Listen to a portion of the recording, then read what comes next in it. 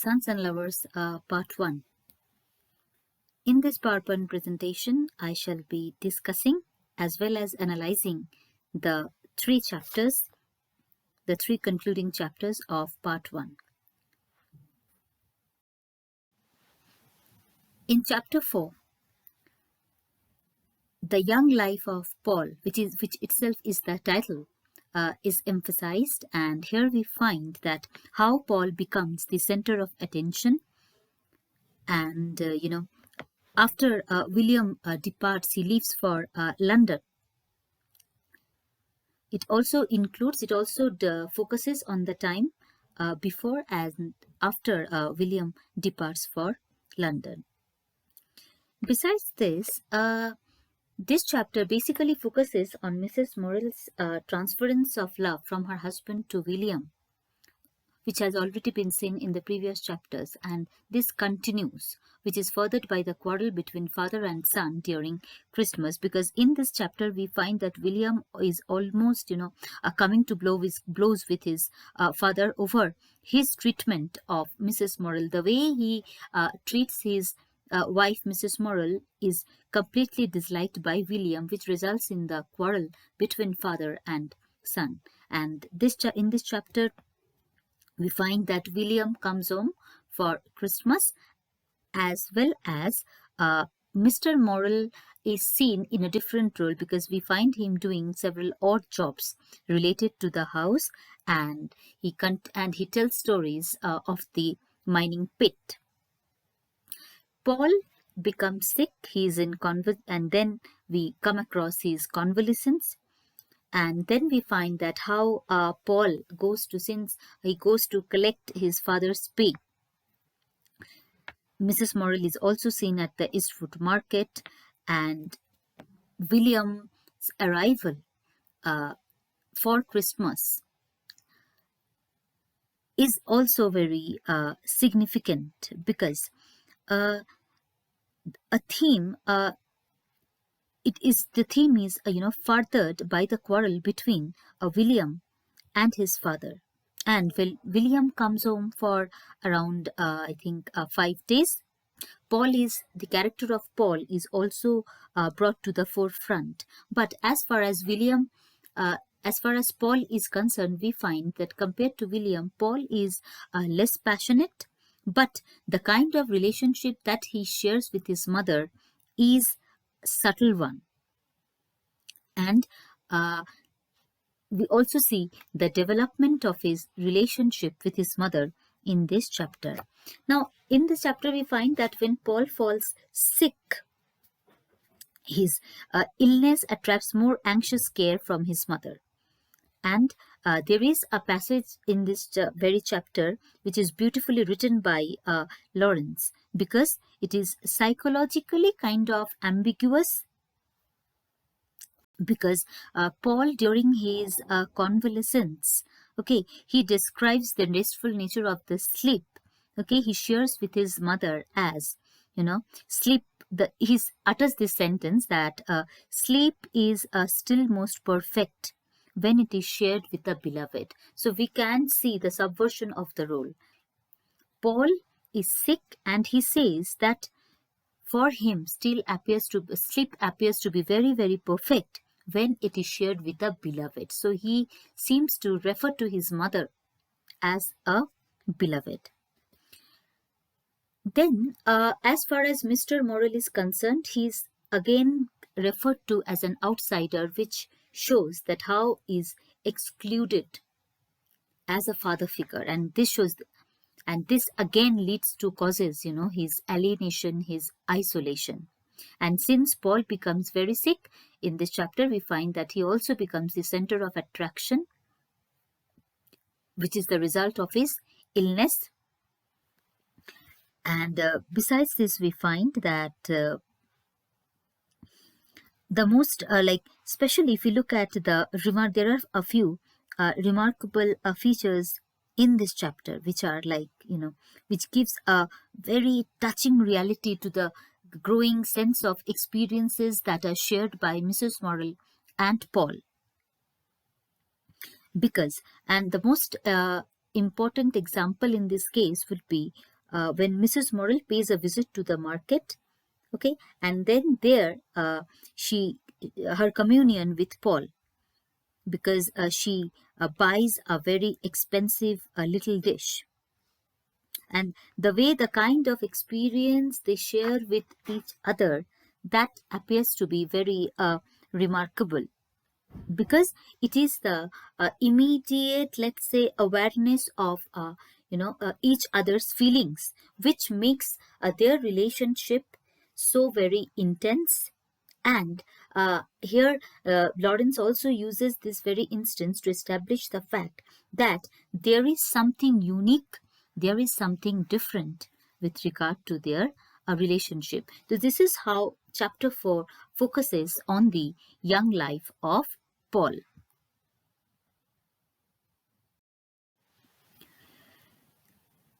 The next chapter, which is chapter 5, it is titled as Paul Launches into Life. Now, why is it titled as Paul Launches into Life?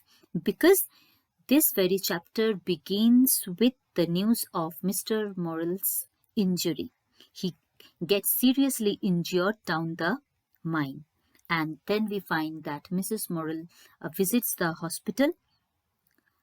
But as far as the subject matter of this chapter is concerned, it is basically related to Paul's career beginning at Jordan's surgical factory. Because how does he get the job? He comes across an advertisement in the cooperative reading room at Bestwood, and then he is called for an interview in Nottingham. And there he begins his career working as a clerk. So this will throw light on his experience, or on his first experience of factory life. And when he begins to work in this factory, we find that Paul gets acquainted with some of the workers there in his department, in his department as well as the other departments. And a woman character is there whose name is Polly, who is actually a kind of who we can say, a supervisor of the factory girls, and Fanny is also there. In this story, this chapter also ends with William's story being furthered, because we come to know, as we come to the end of the chapter, the novelist informs us about his growing relationship, his growing affair with Gypsy. As far as Mr. Morrel's accident is concerned, we find that there appears to be, for the first time in this chapter, we find that there is something superficial, because the way the news of the accident is conveyed, okay, it is quite dramatic, even the dialogue itself, though, and even Mrs. Morrel is referred to as a collier's wife. And the kind of first experience that Paul has is also made very interesting as a piece of fictional sociology. But then we find, as readers, we feel as if Lawrence has, unduly extended it in order to show the development of his character. It's quite exaggerated in that sense. But as far as the theme is concerned, if we look at this chapter from the perspective of its theme, then we find that the most important parts are those, which are related to Paul's feelings and Paul's realization as well while working at the factory, because he feels that he is becoming a prisoner of industrialism. And which also describe this, and this important part also consists of their visit, the visit that is made by Paul as well as his mother to Nottingham on the day of his interview at Jordan's. If we look at the character or the nature of Paul, we cannot call him an effeminate character. Rather, there is a feminine side to his nature, or a feminine aspect to his nature. He is sensitive, because we find the way he appreciates Fanny's hair. That shows, that there is an artistic aspect to his character as well, and his temperament is artistic as well, because that shows his sensitive feminine side. Not and So these are basically the significant features of his character, that he's sensitive and there is a feminine aspect to his nature, which are brought to the surface when he comes into contact with the factory girls. And with this, we come to the end of chapter 5, where we are also informed about William's story, or William's growing affair with Gypsy.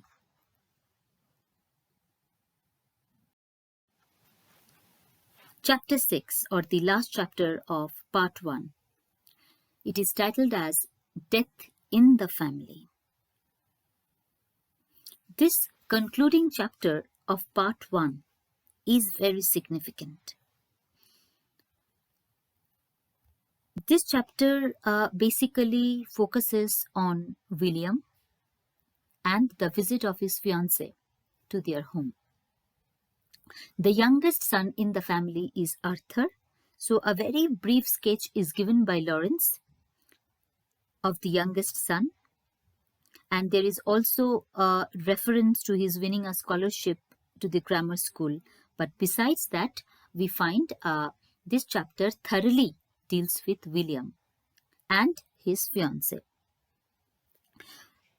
When William brings his fiancée home during Christmas, she behaves in a very superior way, as if she is superior to all the family members there. A kind of queenly disposition she displays. And after that, after she departs, later on when William also visits, on his later visits, it becomes quite clear to us that William doesn't approve of this kind of behavior on the part of his fiancée. Okay. In fact, he resents it, and he finds, besides this behavior, he also finds her a very trivial, a woman, very petty, and we find how he becomes critical of her.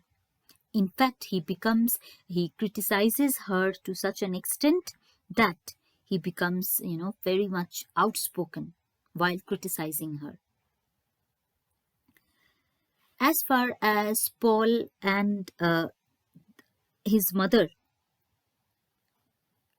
their story is concerned, we find that it continues even in this chapter with their first visit to Willie Farm, and other important like supporting characters like Mr. Levers, Morris, and Miriam are also introduced. Edgar, Morris, along with Miriam, all these characters are also introduced in this chapter.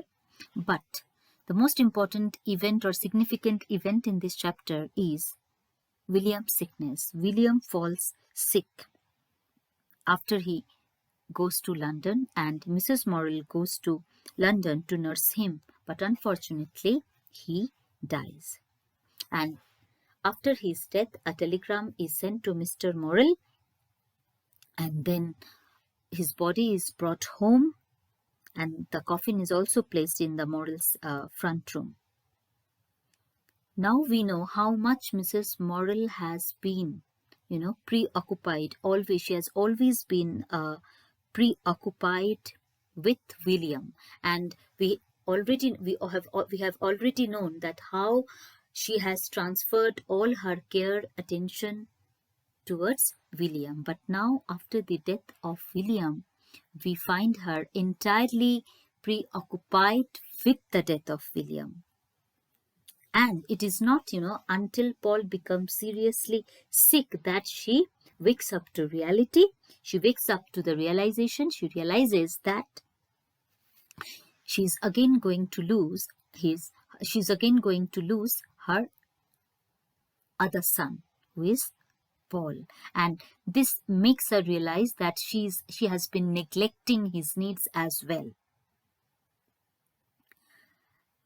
So now what she does after the death of William, the entire attention shifts to Paul, and he begins to receive her undivided attention. And it is almost, I think, after a 7 weeks time, that she nurses him back to health. This chapter is significant in the sense that the way William criticizes his fiancée, it becomes clear that the split in their relationship is caused because of William's devotion to his mother. It is true that he is physically attracted by Gypsy, but whoever he meets in his life, okay, no matter how beautiful a woman is, it appears as if William always, compares these women in his life. He always tries to draw a comparison between these women and his mother, and always he finds that they fail to live up to his expectations. So as far as the Gypsy is concerned, he despises her because of her lack of intelligence and moral fiber. And these are the two qualities for which he admires his mother so much. So maybe he got attracted to this woman because of her, sexual appeal, and maybe because of her lack of intelligence, which although makes him despise her later. Because if she appears unintelligent, non-intellectual, then it means that she is not going to challenge his feeling for his mother ever. So after this incident, we find that William falls sick, and he suffers from brain fever, and he and it seems as if this brain fever, is like a kind of it is a kind of revenge that his body takes for being divorced from his mind, because his body says something else, his mind says something else. So it could be like what Lawrence is trying to emphasize is that the brain fever that he suffered from could be the result of his body being separated from his mind. Though Lawrence never tries to theorize it, and he keeps it open-ended because he leaves it to the reader to draw their own conclusion. But after the death of William, we find that Mrs. Morrill undergoes undergoes a painful situation, and this incident of William's death casts a devastating emotional effect upon her. And then after this, there is an intervening episode where we find that she pays her first visit to Willie Farm with Paul, where he has, and besides looking forward to, a part two, like if you look at part two of the novel, it also counterpoints this tragedy of mother love. Now, it is because of her. Now, after the death of William, what actually makes Mrs. Morrill, get attached to Paul is that it is a realization, and it is of her instinctive awareness that she has been neglecting Paul. And after this, when Paul, begins his career as a clerk at Jordan's, okay, so as a mother, her instinct tells her that he is actually undermining his health. But this, after with the death of William, she becomes again, completely forgetful of Paul, of her second son's needs, until Paul again falls sick badly, which is kind of a reputation of a catastrophe, that again something bad is going to happen in her life, because Paul falls badly sick, and the withdrawal of the mother's attention is nearly fatal in this case. And when Paul recovers, okay, so after he falls sick, and which makes Mrs. Morrill realize her mistake, it is not just the recovery of Paul, but it seems as if she has also recovered, because it was that Christmas, Paul was sick, but here his aunt says that it was a good thing Paul was ill that Christmas. I believe it saved his mother. Why? Because if Paul had not fallen sick, then Mrs. Morrill would have still continued to remain preoccupied with the death of William. She wouldn't have paid attention to Paul's needs. But since Paul fell sick during that Christmas, it makes her realize her mistake. Okay, and she feels that she's doing that this kind of neglect on her part is going to be fatal, and she might lose her another son. So that's why the comment made by Paul's aunt is very important here, because she says that, so according to her, it has been good that Paul fell sick during that Christmas. Why? Because it made Mrs. Morrill take care of her second son, and at the same time it also gave her the opportunity to recover herself from the trauma of William's death.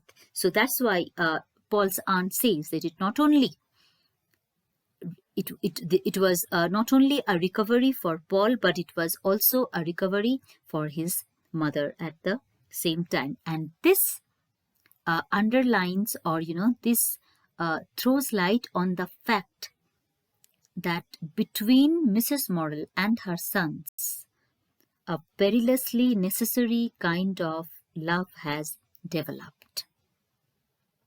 And we can relate it to the kind of relationship that sons have, or the kind of feelings that sons have when they have this Oedipal complex, or when this Oedipal complex grows in them, how they become fond of their mother, how they simply fail to replace the mother figure, or fail to develop a successful relationship with any other woman. In fact, they fail to distinguish between the right and the wrong, and they also fail to understand what their need is, what their actual need is in life.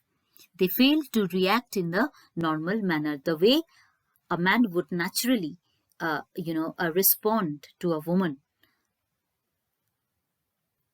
And from here, we understand that after the death of William, Mrs. Morrill is going to cling to Paul as her emotional support. And with this, we come to the analysis of chapter 6.